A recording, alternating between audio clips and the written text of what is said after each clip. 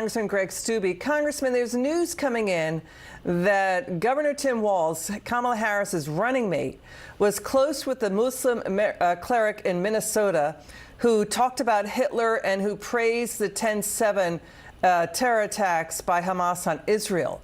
So this is yet another controversy involving Governor Walz. What do you think? Yeah, there's a lot of controversies regarding him, and J.D. Vance was right that this is the Hamas party, the Hamas wing of the Democratic Party, and it's very true because this cleric that he is aligned with, he gave $100,000 of state Minnesota money to this individual's church or not-for-profit or whatever it is, giving state dollars, taxpayer dollars to this individual who has a history of anti-Semitic comments, who has a history of supporting Hamas. And this is the type of person who's now the vice president candidate of the most liberal ticket of the Democratic Party in the history of America. You know, Politico now reports, quote, progressive officials in D.C. already are angling for positions in a possible Kamala Harris administration, hoping to steer the White House in a different direction on Israel and other issues. What do you think?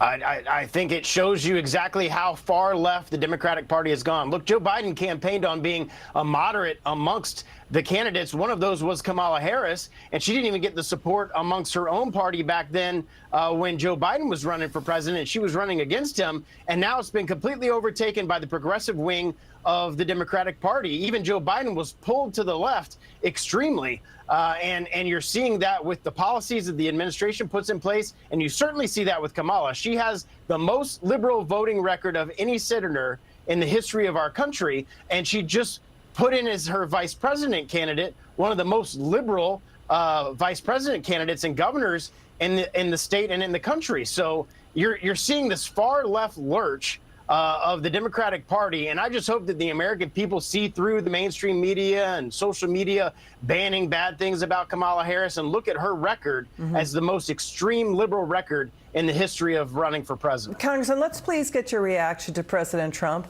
talking about U.S. foreign policy, national security policy in his talk with Elon Musk last night. Watch this.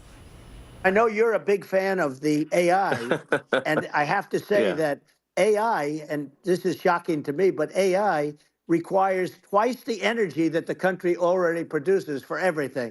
So you're going to have to build, we're going to have to build a lot of energy if our country will be competitive with China. I say, don't do it. You can't do it, Vladimir. And I told him things that what I do, and he said, no way. And I said, way.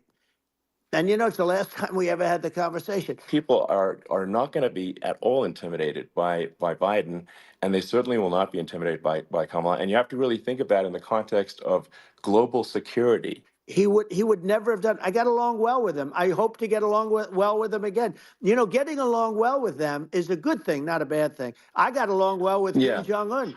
When I met with President Obama just before entering in, I sat down with him and we talked to him. I said, what's the biggest problem? He said, North Korea. I had that problem worked out very quickly. It was nasty at the beginning. Those were some epic tweets, by the way. Yeah, he said that he has a red button on his desk. I said, I have a red button on my desk too, but my red button is much bigger and my red button works. All of a sudden, I got a call from him, and they said they want to meet. What do you think, Congressman? Well, President Trump is America first, and Kamala Harris is America last. She's China, Russia, and Iran first, and you've seen that through their policies. And I think President Trump did a really good job highlighting that, how even Elon Musk supports him as the leader of our country on the world stage over Kamala Harris. Congressman Steube, thanks for joining us tonight. It's good to see you.